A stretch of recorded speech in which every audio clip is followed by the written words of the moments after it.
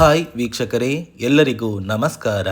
ನೋಡಿ, ಸರ್ಕಾರದಿಂದ ಗೃಹಲಕ್ಷ್ಮಿ ಯೋಜನೆಯ ಪ್ರತಿಯೊಂದು ಫಲಾನುಭವಿಗಳಿಗೆ 19 ಮತ್ತು 20ನೇ ಕಂತಿನ 4,000 ಹಣನ ಜಮಾ ಮಾಡ್ತಾ ಇದ್ದು, ಈ 4,000 ಹಣ ನಾಳೆ ಭಾನುವಾರದಿಂದ ಅಂದರೆ ಏಪ್ರಿಲ್ 20ರಿಂದ ಕರ್ನಾಟಕದ 26 ಜಿಲ್ಲೆಗಳಿಗೆ ಜಮಾ ಆಗಲಿದೆ.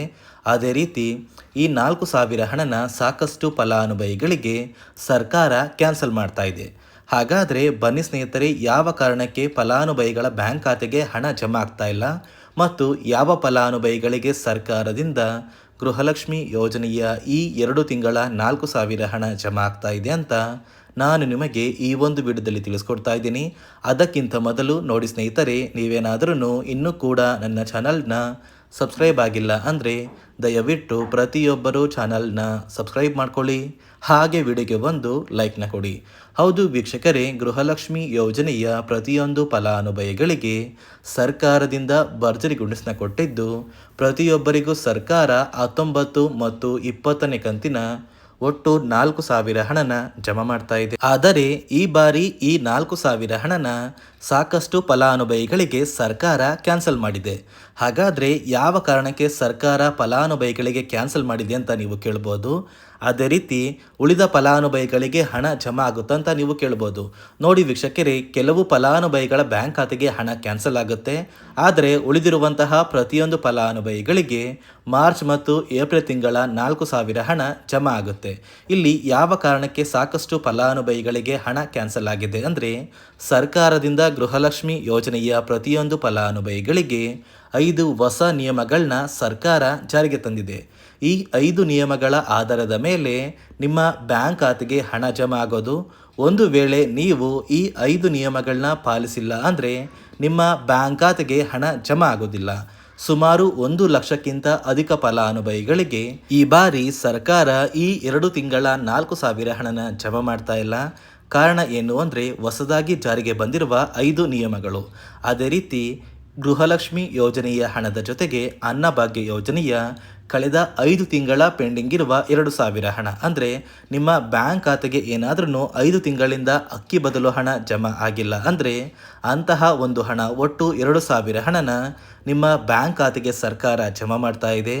ಒಟ್ಟು ಪ್ರತಿಯೊಂದು ಫಲಾನುಭವಿಗಳ ಬ್ಯಾಂಕ್ ಖಾತೆಗೆ ಗೃಹಲಕ್ಷ್ಮಿ ಹಾಗೂ ಅನ್ನಭಾಗ್ಯ ಯೋಜನೆಯ 6,000 ಹಣ ಜಮಾ ಆಗಲಿದೆ.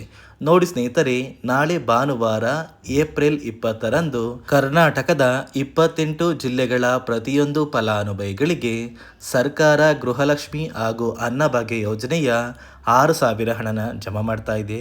ಯಾವ ಜಿಲ್ಲೆಗಳಿಗೆ ಹಣ ಜಮಾ ಆಗಲಿದೆ ಅಂದರೆ, ಮೊದಲಿಗೆ ಬಾಗಲಕೋಟೆ, ಬೆಂಗಳೂರು ನಗರ, ಬೆಂಗಳೂರು ಗ್ರಾಮಾಂತರ, ಬೆಳಗಾವಿ, ಬಳ್ಳಾರಿ, ಬೀದರ್, ವಿಜಯನಗರ, ಚಾಮರಾಜನಗರ, ಚಿಕ್ಕಬಳ್ಳಾಪುರ, ಚಿಕ್ಕಮಗಳೂರು, ಚಿತ್ರದುರ್ಗ, ದಕ್ಷಿಣ ಕನ್ನಡ, ದಾವಣಗೆರೆ, ಧಾರವಾಡ, ಗದಗ, ಕಲಬುರಗಿ, ಹಾಸನ, ಹಾವೇರಿ, ಕೊಡಗು, ಕೋಲಾರ, ಕೊಪ್ಪಳ, ಮಂಡ್ಯ, ಮೈಸೂರು, ರಾಯಚೂರು, ಯಾದಗಿರಿ, ವಿಜಯನಗರ, ಶಿವಮೊಗ್ಗ, ತುಮಕೂರು, ಉಡುಪಿ, ಉತ್ತರ ಕನ್ನಡ ಮತ್ತು ಬಿಜಾಪುರ. ಈ 26 ಜಿಲ್ಲೆಗಳ ಪ್ರತಿಯೊಂದು ಫಲಾನುಭವಿಗಳಿಗೆ ಸರ್ಕಾರ ಗೃಹಲಕ್ಷ್ಮಿ ಹಾಗೂ ಅನ್ನಭಾಗ್ಯ ಯೋಜನೆಯ 6,000 ಹಣನ ಜಮಾ ಮಾಡ್ತಾ ಇದೆ. ಗೃಹಲಕ್ಷ್ಮಿ ಯೋಜನೆಯ ಪ್ರತಿಯೊಂದು ಫಲಾನುಭವಿಗಳಿಗೆ ಮಾರ್ಚ್ ಹಾಗೂ ಏಪ್ರಿಲ್ ತಿಂಗಳ 4,000 ಹಣ ಜಮಾ ಆಗ್ತಾ ಇದ್ದು, ಪ್ರತಿಯೊಬ್ಬರು ಈ ಏಪ್ರಿಲ್ ತಿಂಗಳು ಮುಗಿಯುವಷ್ಟರಲ್ಲಿ ನಿಮ್ಮ ಬ್ಯಾಂಕ್ ಖಾತೆಗೆ ಈ 2 ತಿಂಗಳ 4,000 ಹಣನ ಪಡ್ಕೋತೀರಾ ಮತ್ತು ಅನ್ನಭಾಗ್ಯ ಯೋಜನೆಯ 5 ತಿಂಗಳ 2,000 ಹಣ ಕೂಡ ನಿಮ್ಮ ಬ್ಯಾಂಕ್ ಖಾತೆಗೆ ಸರ್ಕಾರ ಜಮಾ ಮಾಡುತ್ತೆ. ನೋಡಿ ಸ್ನೇಹಿತರೆ, ಈ ಬಾರಿ ಸುಮಾರು 1 ಲಕ್ಷಕ್ಕಿಂತ ಅಧಿಕ ಫಲಾನುಭವಿಗಳ ಬ್ಯಾಂಕ್ ಖಾತೆಗೆ ಸರ್ಕಾರ ಗೃಹಲಕ್ಷ್ಮಿ ಯೋಜನೆಯ ಹಣನ ಜಮಾ ಮಾಡ್ತಾ ಇಲ್ಲ. ಕಾರಣ ಏನು ಅಂದರೆ, ನಿಮ್ಮ ಬ್ಯಾಂಕ್ ಖಾತೆಗೆ ಡೆಬಿಟ್ ಮೂಲಕ ಹಣ ಜಮಾ ಮಾಡುವಂತಹ ಸಂದರ್ಭದಲ್ಲಿ ಸರ್ಕಾರ ಸಾಕಷ್ಟು ಫಲಾನುಭವಿಗಳ ಒಂದು ಬ್ಯಾಂಕ್ ಖಾತೆಗೆ ಹಣ ಜಮಾ ಮಾಡೋದನ್ನು ಕ್ಯಾನ್ಸಲ್ ಮಾಡಿದೆ. ಯಾಕಂದರೆ ಇತ್ತೀಚೆಗೆ ಹಣಕಾಸು ಇಲಾಖೆ ಜಾರಿಗೆ ತಂದಿರುವ 5 ನಿಯಮಗಳ ಆಧಾರದ ಮೇಲೆ ಪ್ರತಿಯೊಂದು ಫಲಾನುಭವಿಗಳಿಗೆ ಸರ್ಕಾರ ಈ ಒಂದು ಹಣನ ಜಮಾ ಮಾಡ್ತಾ ಇದ್ದು, ಯಾರೆಲ್ಲ ಫಲಾನುಭವಿಗಳು ಈ ನಿಯಮಗಳನ್ನ ಪಾಲಿಸಿಲ್ಲ, ನಿಮ್ಮ ಬ್ಯಾಂಕ್ ಖಾತೆಗೂ ಕೂಡ ಹಣ ಜಮಾ ಆಗೋದಿಲ್ಲ. ಹಾಗಾದರೆ ಬನ್ನಿ ಸ್ನೇಹಿತರೆ, ಸರ್ಕಾರ ಜಾರಿಗೆ ತಂದಿರುವ ಆ 5 ಹೊಸ ನಿಯಮಗಳು ಏನು ಅಂತ ನಾನು ನಿಮಗೆ ತಿಳಿಸ್ಕೊಡ್ತಾ ಇದ್ದೀನಿ. ನೋಡಿ ಸ್ನೇಹಿತರೆ, ಮೊದಲನೆಯ ಒಂದು ನಿಯಮ ಬಂದು, ಸಾಕಷ್ಟು ಫಲಾನುಭವಿಗಳು ಹೊಂದಿರುವಂತಹ ಒಂದು ರೇಷನ್ ಕಾರ್ಡ್ ಏನಿದೆ, ಆ ಒಂದು ರೇಷನ್ ಕಾರ್ಡ್ನ ಮನೆಯ ಸದಸ್ಯರ ಪ್ರತಿಯೊಬ್ಬರ ಒಂದು ಆಧಾರ್ ಕಾರ್ಡ್ನ ನಿಮ್ಮ ರೇಷನ್ ಕಾರ್ಡ್ಗೆ ಕಡ್ಡಾಯವಾಗಿ ಲಿಂಕ್ ಮಾಡಿಸ್ಬೇಕು. ಅಂದರೆ ಈ ಒಂದು ಲಿಂಕ್ ಮಾಡಿಸುವಂತಹ ಒಂದು ಪ್ರೊಸೀಜರ್ಗೆ ಸರ್ಕಾರ KYC ಅಂತ ಕರೀತಾರೆ. ನಿಮ್ಮ ರೇಷನ್ ಕಾರ್ಡ್ಗೆ ಇನ್ನೂ ಸಹ KYC ಆಗಿಲ್ಲ ಅಂದರೆ ನಿಮ್ಮ ಬ್ಯಾಂಕ್ ಖಾತೆಗೆ ಸರ್ಕಾರ ಮುಂದಿನ ದಿನಗಳಲ್ಲಿ ಗೃಹಲಕ್ಷ್ಮಿ ಯೋಜನೆಯ ಹಣನ ಕ್ಯಾನ್ಸಲ್ ಮಾಡುತ್ತೆ. ಅದೇ ರೀತಿ ಎರಡನೆಯ ಒಂದು ನಿಯಮ ಬಂದು, ಸಾಕಷ್ಟು ಫಲಾನುಭವಿಗಳು ಕಳೆದ 3 ತಿಂಗಳಿಂದ ಸರ್ಕಾರದಿಂದ ಬರ್ತಾ ಇರುವಂತಹ ಒಂದು ರೇಷನ್ ಏನಿದೆ, ಅಂದರೆ ಉಚಿತ ಅಕ್ಕಿ ಏನಿದೆ, ಈ ಒಂದು ರೇಷನ್ನ ಪಡ್ಕೋತಾ ಇಲ್ಲ. ಒಂದು ವೇಳೆ ಕಳೆದ 3 ತಿಂಗಳಿಂದ ನೀವು ರೇಷನ್ನ ಪಡ್ಕೊಂಡಿಲ್ಲ ಅಂದರೆ ಸರ್ಕಾರ ನಿಮ್ಮ ಬಳಿ ಇರುವಂತಹ ಒಂದು ರೇಷನ್ ಕಾರ್ಡ್ನ ಕ್ಯಾನ್ಸಲ್ ಮಾಡುತ್ತೆ. ನಿಮ್ಮ ರೇಷನ್ ಕಾರ್ಡ್ನ ಸರ್ಕಾರ ಕ್ಯಾನ್ಸಲ್ ಮಾಡಿದರೆ ನಿಮ್ಮ ಬ್ಯಾಂಕ್ ಖಾತೆಗೆ ಗೃಹಲಕ್ಷ್ಮಿ ಯೋಜನೆಯ ಹಣ ಇರ್ಬೋದು ಮತ್ತು ಸರ್ಕಾರದಿಂದ ಬರುವಂತಹ ಒಂದು ಸೌಲಭ್ಯಗಳನ್ನ ನೀವು ಕಳ್ಕೋಬೇಕಾಗುತ್ತೆ.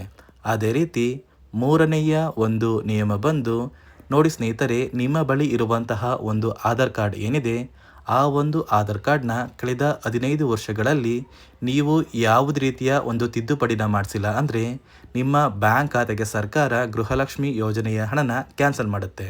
ಯಾಕಂದರೆ ಸರ್ಕಾರದಿಂದ ಬಂದಿರುವಂತಹ ಒಂದು ಆದೇಶದ ಪ್ರಕಾರ ಪ್ರತಿಯೊಂದು ಫಲಾನುಭವಿಗಳು ಕಳೆದ 15 ವರ್ಷಗಳಲ್ಲಿ ಯಾವುದೇ ರೀತಿಯ ಒಂದು ತಿದ್ದುಪಡಿನ ನಿಮ್ಮ ಆಧಾರ್ ಕಾರ್ಡ್ಗೆ ನೀವು ಮಾಡಿಸಿಲ್ಲ ಅಂದರೆ ಕಡ್ಡಾಯವಾಗಿ ಆದಷ್ಟು ಬೇಗ ನಿಮ್ಮ ಆಧಾರ್ ಕಾರ್ಡ್ಗೆ ತಿದ್ದುಪಡಿನ ಮಾಡಿಸಿ. ಅದೇ ರೀತಿ ನಾಲ್ಕನೆಯ ಒಂದು ನಿಯಮ ಬಂದು, ನಿಮ್ಮ ಕುಟುಂಬದ ಒಂದು ವಾರ್ಷಿಕ ಆದಾಯ 7 ಲಕ್ಷಕ್ಕಿಂತ ಕಡಿಮೆ ಇರಬೇಕು.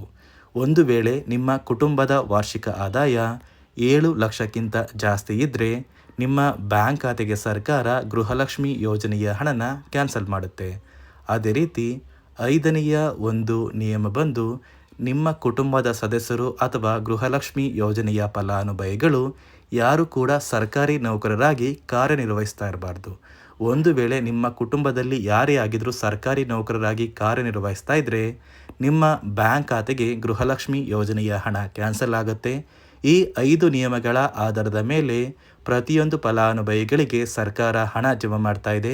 ಒಂದು ವೇಳೆ ನೀವು ಈ 5 ನಿಯಮಗಳನ್ನ ಪಾಲಿಸಿಲ್ಲ ಅಂದರೆ ನೀವು ಕೂಡ ಗೃಹಲಕ್ಷ್ಮಿ ಯೋಜನೆಯ ಹಣದಿಂದ ವಂಚಿತರಾಗಬೇಕಾಗುತ್ತೆ. ನೋಡಿ ಸ್ನೇಹಿತರೆ, ಸರ್ಕಾರದಿಂದ ಇಲ್ಲಿಯವರೆಗೂ ನಿಮ್ಮ ಬ್ಯಾಂಕ್ ಖಾತೆಗೆ ಗೃಹಲಕ್ಷ್ಮಿ ಯೋಜನೆಯ ಒಟ್ಟು 18 ಕಂತಿನ ಹಣನ ಯಾರೆಲ್ಲ ಪಡ್ಕೊಂಡಿದ್ದೀರಾ, ಇಂತಹ ಫಲಾನುಭವಿಗಳಿಗೆ 6,000 ಹಣ ಜಮಾ ಆಗುತ್ತೆ.